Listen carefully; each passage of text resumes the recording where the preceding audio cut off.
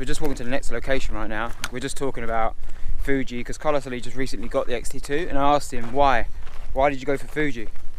And so why did you go for Fuji? I was actually looking to upgrade for just better quality image, and I was looking into the Sony, to the Sony system, but I've been hearing a lot of bad stuff about Sony.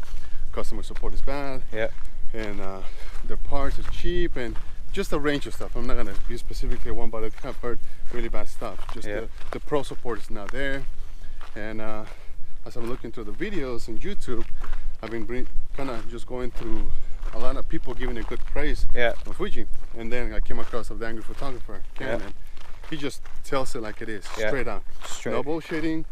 Just tells you it's a great camera because of this and this and this. It lacks this, and that's what you need. That's what you need. You need truth. I've been falling in love with Fuji, and like I mentioned it to him that by the battery grip, the 50 to 140, the 23, and I'm thinking of selling my other Canon. And you mentioned the you mentioned selling the 5D Mark III. Exactly. I had two of them, so I sold one and bought one. I wasn't sure, but after using it for a couple of months, I'm convinced. It's a no-brainer. Yeah, it's a no-brainer. But even though I actually want to get the GFX. I want to get the GFX. You've just had a go at mine. Yeah. And like he was just touching it, taking pictures of it, and it is an amazing camera. And you saw that. Yeah. And you can shoot with it later on. You can have a go on it. Yeah. It's an amazing camera. The thing is, the one thing is shooting with one, but one thing is owning it, using it. I mean, you could rent one to try it out, but then you can't even rent one because there's none to rent. There's nothing to rent. You can't even see them. They don't have. We just had a chat out here in California. There is no GFXs, no 3264s. 3264s. There's nothing. Ken has been pretty much putting a shout out to anybody who comes out. In the US. There's nobody, no company. They can't build them fast enough, so that tells you something. I went to the Sammys right here, and I think in Santa Monica. And they have 4 in waiting. So there's already 4 people waiting for them. They're not even here. And then if you want to get in there, you're gonna put in line. They don't have GFXs. I think the only one is probably H. And so I'm thinking of selling my other Sony, my other Canon. Saving a couple of money and then buying the GFX because cameras are amazing. They're just amazing. And medium format is just. You can see from. Well, you can have a look later on. They've done it, the range in the shadows. The rendering of the shadows is just amazing. It is the same jump as, well, I think it's the same jump. Correct me if I'm wrong, anyone. The same jump going from APS-C to full frame. It's the same going then from full frame to medium format. It just, it is just amazing. No comparison. Right, we're just coming up to this next location now. So I'm gonna turn off because my arm's aching now. See you in a bit. Oh, that's a nice grip, man. It's nice, isn't it? I'm trying to explain that to people in the video, but I just can't. Yeah, next to the XT2. Well, see, one of the things that I didn't like about the grip on this is that my hand, I guess my hand is so big that you see how the bottom part presses on this? I have to keep it on lock, otherwise I'll be taking pictures while I'm just holding it, the weight here. So kind of I didn't like it. And it isn't. Like, they spent a lot of time apparently. Like, I saw that. It just fits perfectly for my hand. I can probably do handheld and it's just perfect, you know. Oh, that's just beautiful, man. Ken has been always. See, they're rubber. I used to think they were plastic, but they're not. They're actually rubber. No, they're not. They're rubbery and everything. Ken was actually just raving about how the great quality that the camera is built and everything, and it's just great. It's great. Turn it on now. That's it. I think it's on self-timer. Is it on self-timer? I think so. Okay. Try it. I don't want to kind of waste just the photo and everything. We're just kind of appreciating, you know. Big viewfinder as well. Oh yeah. Massive. You know what? That's what I was noticing right now. Just like I can see a little bit better. Try and see through that one. The difference. Yeah. So this is the XT2. What lens is that on the? This one is the 50 to 140. 50 to 140, 2.8. Yeah. I've got that. That's an amazing lens as well. Great lens. Oh, I have 8,000 there. Yeah. So look at that, and then switch over to the GFX. Oh wow! Yeah. What the? That's just massive. I thought it couldn't get it better, you know. Bigger. Because you thought the XT2 was. Yeah, so I thought it was great. So is that the first mirrorless camera you've had? Yeah. Oh wow. Yeah, this is my first mirrorless, and I never really thought I was actually gonna go to an APS-C, you know. And That's what everyone says. Yeah, you know, it's just you don't think, you don't downgrade and stuff like that. But this is an actual upgrade. It was an actual for me. The quality of the images that it just takes and everything. But this, man, the viewfinder is. It's another level. Yeah, man, this is massive compared to this one. Now you're gonna make me hate my just don't my tell your XT2. wife. Don't tell your wife how much it is. I know, but this is just even the screen in the back is. Yeah. Is it touchscreen? Yeah, it's touch to focus. It's on manual. It's on manual and everything. Manual, but yeah, it is touch to focus. Oh yeah, you can actually do a couple of things. And everything. All right. So I mean, once you start using it, and it just becomes you. Yeah. It's really hard to explain. Maybe I mean, the XT2 is amazing. I can't fault it. Oh yeah, this is like, this is just. And you shoot obviously a lot of studio. Yeah. Baby portrait and stuff. Portrait and studios and stuff like that. We come out here and just shoot a lot of stuff, and I can just see myself just. This doesn't even feel like that heavy for my Canon with the 85 1.2. Yep. This is about actually, I think it's probably lighter. This is probably lighter than the 85. As well. Yeah.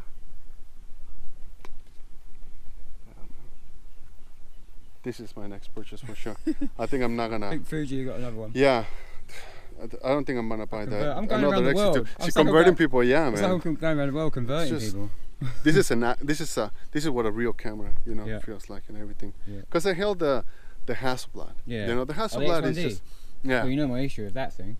No. Did you watch the video? I did a video and I was going to get the X1D. Oh yeah, I think that they didn't have it on stock or they didn't send it to you. They told me it was going to be ready in 5 to 6 weeks. I waited in the 4th week because I was going to Australia, and they said, it's not going to be ready till another 3 or 4 months. And I was like, oh my god. So that you're lucky because now this is kind of like nowhere to be found, and you're probably glad that in you hindsight, bought this. I'm kind of glad it got responded because then I wouldn't have probably got the GFX in hindsight. Yeah, this is. Or lost a lot of money on the X1D. It felt very. This is where it's going down to like -10. I've had it in -10, like down to at least -8 in UK, up in the Highlands, and it was cold. See, other cameras would have pretty shut down at that kind of thing. It's just kept going. Yeah, I think these are so well robust. They're so robust. But that one kind of works like the XT1. I see it as a kind of a piece of artwork. It's not really a camera. It's beautiful. Amazing, yeah. It's a beautiful, but this works. This feels like a camera. You know, this is kind of like you grab it, you feel it, and you're like, There was another photographer I was watching last night who was talking about the XT2, and he's like, I'm not even gonna compare it to one to another. It's just a great experience, and it was beautiful. It does what it needs. It doesn't have this, it's not, but it just felt right. That was in, and this is kind of what I know what he's talking about. I have my XT2 and I love it, but this just feels right.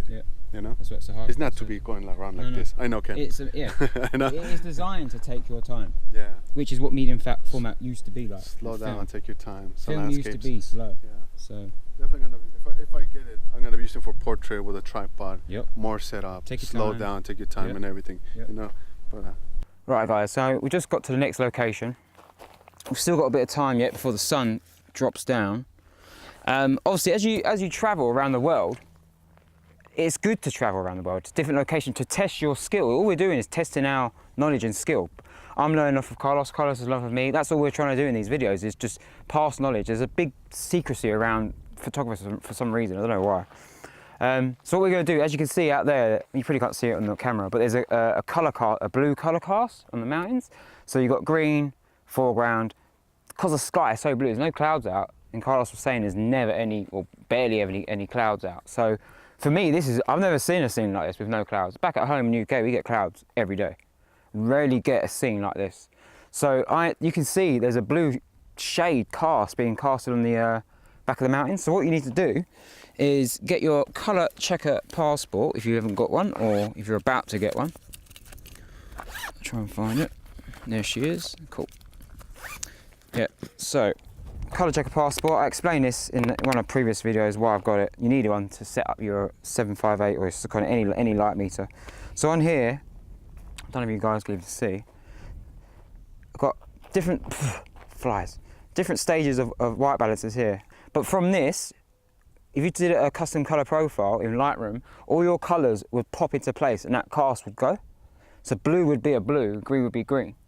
So that's why I'll be using this colour checker passport right now. Doesn't have to be in focus. Can be in focus if you want to be like anal about it, but I don't really bother doing it in focus. Yeah, just hold it in front of me for me, Carlos. Come a bit close if you want. I'll zoom in. Yeah, somewhere about there. So I'll put this photo up for you guys. Cool. Yep, that's what it needs. You want me to put it in shade or doesn't matter? Doesn't matter too much, as long as it's not in full harsh sunlight, which it wasn't. Yeah, not like that. You'd want to just, it'd be skewed, yeah. So that's job one. Perfect time to bring out the light meter. We need to know if this is still capable of win one exposure or not. And again, keep talking about it. We talked about it a minute ago, me and Carlos. Just because we're shooting digital now doesn't mean you throw out all the things that you would do when you shoot film. You need to capture it right in camera first. Say if you wanted to come back to an image 10 years from now, if you didn't capture it right in camera then, no matter what the software, software, I don't think, maybe correct me if I'm wrong, can create new data. You can always crop and make things smaller, but you can't add data. So that's why as I'm going around the world, as you'll see in my videos, I'm going to go around the world capturing different scenes, snowy white scenes, high contrast scenes, like you were talking about earlier of your work. You don't know if there's any information in the blacks. It's just guesswork. It's guesswork, yeah. So the light meter, you just know. That's all it is. It's just telling you. This is based. Imagine that just in your camera, but you can see it. That's what it is. So I'm going to do it again. Get the Lumisphere out. I'm in full shade pretty much here. I wouldn't take it here. I'd be out here because I want to capture the light that's out there. So I'm going to walk out here. Again, we've got a specular highlight coming in from the sun. So I use my index finger. You can use any finger. You don't have to use the same one. Just cover up that there. Take a meter reading. And I'm getting 60th of a second f11, 100 ISO. So I can put that into my mid and I'll probably put that in my camera. So that, I think, was that what we had over there? Did we have a 60th? No, it was 80th. 180. Yeah, and we haven't really moved that far and it hasn't been that long. So the light is dipping fast. So I'm at f11 on my camera. So as you can see on GFX or any Fuji, you actually get the aperture ring out here on the lens. Old school, which is good. Coming over to here, you've got obviously the OLED display. You can see it's 80th of a second. I need to put that down to 60th. So I need to go there, 60th. And actually this dial is actually in 1-stop increments, the actual dial itself. So as I was saying earlier on, as the light disappears here, and because it's LA, the light is just going to go night and day. So I'd rather sacrifice, I know the ISO on this camera, the range is just phenomenal. It's just absolutely insane. So I'd rather up the ISO and a little bit of noise. So I can remove noise easy in software, but I'm not going to probably not change the shutter too much because I don't want it to be too blurred. I want it to be sharp. So that's what I'd say. I'll change one variable. So it'll either be free, so if you want to change the one variable, it'll be 3 clicks up on the ISO or 3 clicks down the shutter. It'll be 1 stop. So it's the same. Do you ever shoot high shutter speed, like 125, 1500? Studio I do. Studio I do when if I don't want people to move around. But here, it's a landscape. It's not moving, nothing's really moving. If it was windy, that's a different story. I might want to freeze the action. Then I would then up the shutter and lower my ISO. I think that everybody, yeah, to be honest with you, I knew that what spark meter was. Your one's good for studio, but you don't get 2 cents in it. You only get an ambient. So it's only going to do the light falling on you. That spot is the reflective. Yeah. So your camera would look at that scene as a total and go, all right, that's 18% middle grey. Yep. That's what it thinks. We're the photographer. We need to tell it what to do. Exactly. It doesn't know what's important to you, and everybody's different. As a photographers, we're all different. Yeah. And that's part of the whole creative process. The way you see that scene may be different to the way I see it. But that's the beauty of photography. So let's, bugs. So we're at 400, we know that's our, the brightest thing in the scene. So you'd press the AV, EV button, one touch, and then you look for your darkest thing, which we said would be the oaks at the bottom. Mm-hmm. And as you can see on the side of the screen now, Carlos, what's that saying? 3.5, 4. So like 3.5 I guess will be the average. So you'd round it up, Mm-hmm. 4 stops, 3 stop, difference in the highlights to the shadows. And how, like you were saying, you will use a 3-stop hydrogen filter to pull it down. To protect the highlights. Yeah. So then your foreground is properly exposed because they put that first meter reader in at 60th of a second f11, 100 ISO. But then we know the sky is 4 stops brighter. So you just go and get a 3 or 4 or 5 stop soft grad and slip it in down to wherever you want. That's total creative control for you as a photographer. You might want to do, I mean, you wouldn't want to put a hard grad in here. I'd put a soft grad or a medium grad. It's entirely up to you. That's where the flexibility is. That's the creative control we have. But you need to know first how many stops. Some people just go, yeah, I'll just slip that in, you know, that looks all right, bosh. Yeah. And it's better, you can, again, as we said before, Carlos said, we can do that process in Lightroom, but it doesn't look very natural when you print. You have to do so much work. You've got to do a lot more work, yeah. This is just get it right in camera, it's just done. I guess just to make sure I remember this, so there's 2 ways to do it. So if you have a grad filter, you point it out of the mid and the highs, and you'll see basically with the AV, difference, and that's your graduating filter. You go and get that filter. The filter. If you're not using a filter, you will get your mid, highlights, and shadows. If you wanted to see it, if it was out, say if we took a meter reading and it was out of a couple of stops, 3 stops over on the highlights, well within on the shadows, you could still pull that sky down 2 or 3 stops to pull it back in within range. Yeah. But you need to know that first. Exactly. Yeah. That's why this thing is just genius. I guess. Once you understand it and get your head around it, you get one, you'll take a few times to get used to it, and then literally be just common knowledge, out your bag, what's the scene, bosh, is there a colour cast? Where you live, you're always going to have pretty issues with colour. Where I live, I don't have issues like that. Not an issue, but this is your domain. Yep. This is not my domain. Obviously, I'm burning up. You can see my lips are burnt from the desert, my skin's burnt. I'm not built for heat. But you're like just out in a cheap t-shirt and jeans. I'm sweating my nuts off. So, but this is your domain. I just want to say actually a big shout out to all subscribers. I've really thanked Carlos for spending time with me for days, taking a day off today just to come out and chill out with me. I'm really, really grateful for that. Truly grateful. I'm thankful for it. Like you know? I am really grateful for that. I mean, met Sahaj Power yesterday. This trip's been amazing. I'm going back next week. It's been amazing. I only really came out to get the tripod. Yeah. I mean, look at this. There's no noise. You can actually hear your thoughts in your head and all the spirits talking to you and all the bad stuff. And all you hear is the crickets. It is like meditation. Yeah. That's what photography has done for us. It's connected us, and we're out here, a beautiful day. I mean, every day in LA is beautiful, but we just look. So all we're going to do now is wait for the light to get really good, take our photo, which we'll probably film and put the photo up, and then go and grab something to eat, and that's us done. You were mentioning something about you were going to go down 3 clicks by experience. Oh yeah, so we've taken that ambient meter reading of 60 per second. That's right now, but as the sun is going to dip, it's going to go very, very fast. I would open up 3 clicks. So 3 clicks on the shutter rail here is going to be 1 stop. So 1, 2, 3 will be 1 stop. So I'll put that back to 3. Or I might want to open up the ISO 1, 2, 3.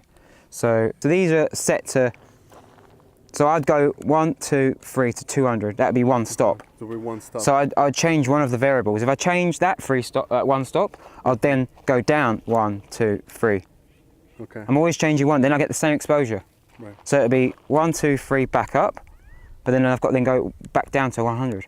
Then I'm back at the same exposure. So even though you got your exposure with the light meter, by your experience, you want to modify, make some changes. Yeah, you might want to. Yeah. Because of the light changing. Light's going to be changing very fast. And you need to know that instantly. So then you're like, bam, bam, what am I going to change? What do you want to sacrifice? Do you want noise in your ISO?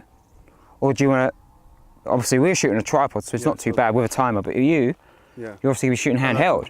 So for my portraits, but that lens is image stabilized, the 2.8 50 to 140. Yeah, so it is stabilized. You could probably get away with quite a lot, but me, it's a big, it's a big camera. You're gonna be probably on a tripod. Yeah, that's like you said, your experience has taught you how to basically move changes and act. And and you're gonna know what you can shoot down to without it being blurry.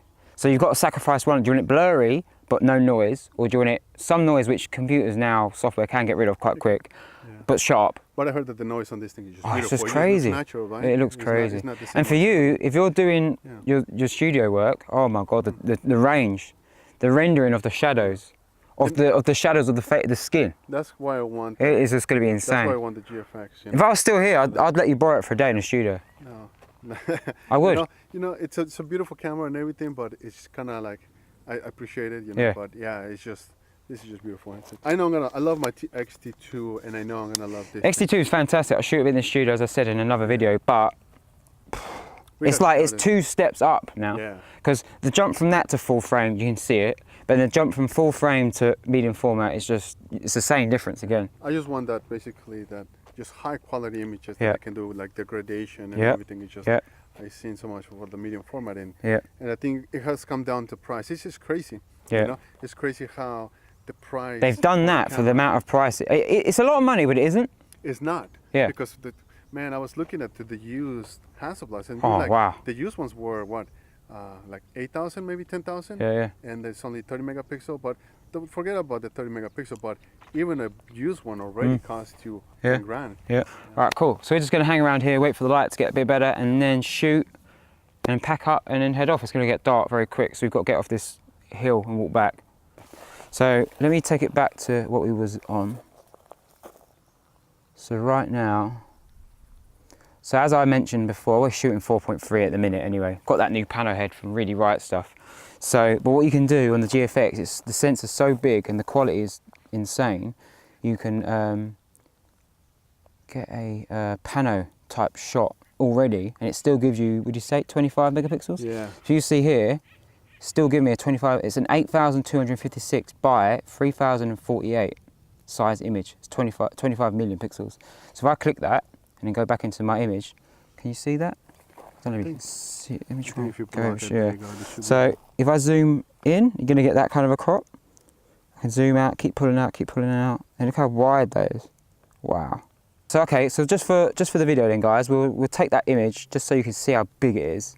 I'll set it back down to 24 aspect ratio. So that's what I'm going to go for. So if I take that image now, let's see, it's focused.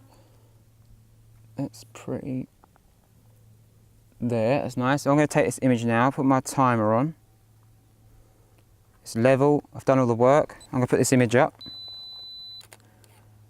There goes the image. So that's at that aspect ratio, which it's up to you as a creative photographer. You might like that. You might want to shoot everything in that.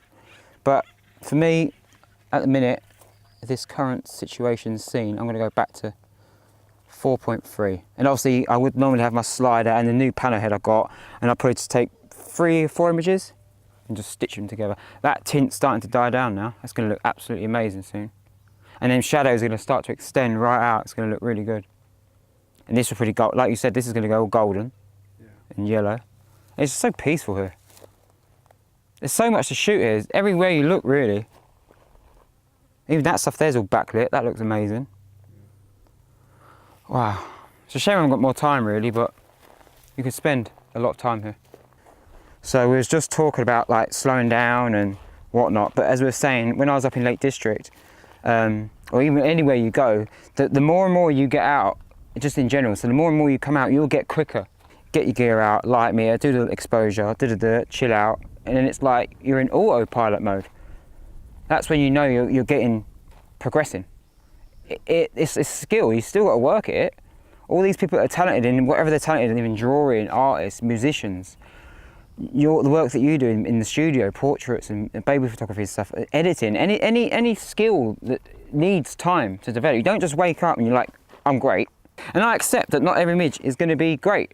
Likewise, you don't accept that every image is great. Sometimes you walk away and think, oh, I don't know if I got that. I've just gone out, but you still had a great day. You've got to always look at the positives. Like, I had a great day, I got fresh air, I'm away from all the hustle and bustle, I'm out. Cleared your mind, and that's what photography is, for me anyway. I'm sure that's what it is for a lot of people. So I'm going to take this shot, because me and Carlos just noticed there's a big, because this mountain's so big, as the sun is going down behind the clouds, the shadows are extending. And they're getting longer and longer. So you've got, even though you've done your prep work and you know what's going to happen, you still need to watch the light. You can't just chill out and go, yeah, and just wait. You need to watch them shadows. Earlier on, our issue was with the highlights and what was really bright. Now we're looking at the shadows. Now the sun's dipping. So now we're looking at, you can see in the distance on top of that mountain that the shadows are now getting extended. And soon we'll lose that foreground, the colour in the foreground, which I don't want. So I'm actually going to take this image right now. We're already pre-focused, but I think I might get a bit low, he said, wouldn't it? Yeah. Just why not? Because I've already got the one from above earlier on. Yeah. So I'm now going to take this image. Is my timer on? Nope, but it is now. I'm going to chuck that image up. Realistically, you probably wouldn't be shooting sports with that. Okay. I think most people that are buying that are either doing portrait, studio work, product photography, or landscape. It's not really a sports camera. Hi guys, so we just lost the last bit of decent light, we think. Now the shadows are getting really long, so we're just going to go grab something to eat and pack up. Going to pack up and go and grab something to eat, so let's do that. Okay guys, we literally only just got back from the shoot. We had to drive like crazy, but we didn't have time to video our food. Literally got our food, realised that where we left the car on the beach, and literally drove back like crazy people. Because they closed at 8:30. Because they closed at 8:30. We didn't know we were going to get locked in. Obviously, I've got another 2 hour and a bit's drive now back to where I'm staying. So it's over. We made it. We're so happy because like I would have got stuck. I've got stuff to do tomorrow. I've got another photo shoot to do tomorrow. Carlos has got work and stuff. So right. So we've had a really great day. I've had a fantastic day shooting with Carlos. We're going to hook up again another date and go out for like a tent tour or something. We're going to come back out again. Just run out of time. It's just time's just gone so fast today. But yeah, I hope you guys enjoyed the video. So from me, goodbye. From Carlos. See you later, guys. See you in the next one. Peace. That was wicked. Yeah.